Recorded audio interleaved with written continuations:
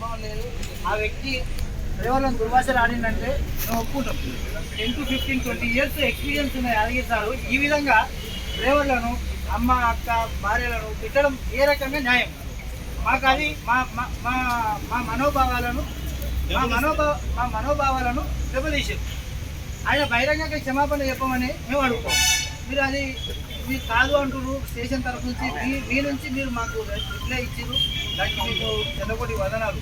కానీ ఇలాంటిది జరిగినప్పుడు ఎవరైతే మమ్మల్ని అన్నారో అదే డ్రైవర్ తిరిగి ఇవాళ కొట్టి 2 మాటలు అంటే ఇదే ఈనో సివిలోళ్ళు వచ్చి మమ్మల్ని లోపల వేసి మా బొక్కలు చూర వేసి మాకు పేరు కూడా దొరకకుండా చేసేవాళ్ళు. మరి అతని మీద ఓన్లీ సస్పెన్షన్ చేస్తాము అంటే ఎట్లయితే సార్? మేము మనుషులం కదా సార్, మేము కూడా మనుషులమే కదా. పొద్దుగాల లేచిన కానుంచి రాత్రికి పడుకునే వరకు ఏ నిత్యావసరమైనా డ్రైవర్ అన్నట్టు వస్తేనే ఇవన్నీ ప్రతి ఇంటికి వెళ్తాయి.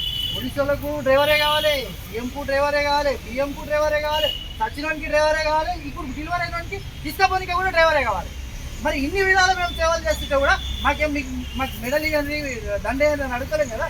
మా పట్ల మీరే ఆ విధంగా మాట్లాడితే దాని కూడా అదే మాట మాట్లాడతాడు.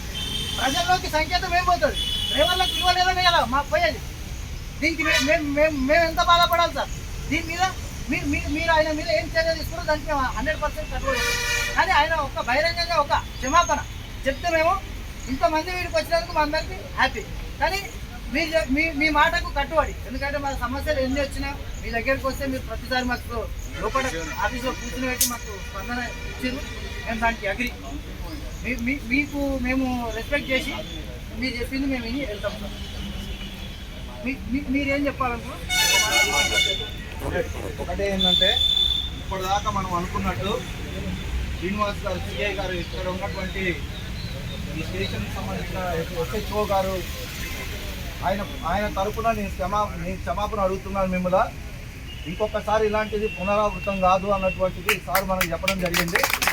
రెండోది ఏంటంటే సారు శ్రీనివాస్ గారు చెప్పడమే కాదు, నిన్న ఆయన మాట్లాడినటువంటి భాష, ఆయన మాట్లాడినటువంటి పదాలు ఏవైతే ఉన్నాయో ఇవి కూడా ఇంకా పై అధికారులు వినాలి.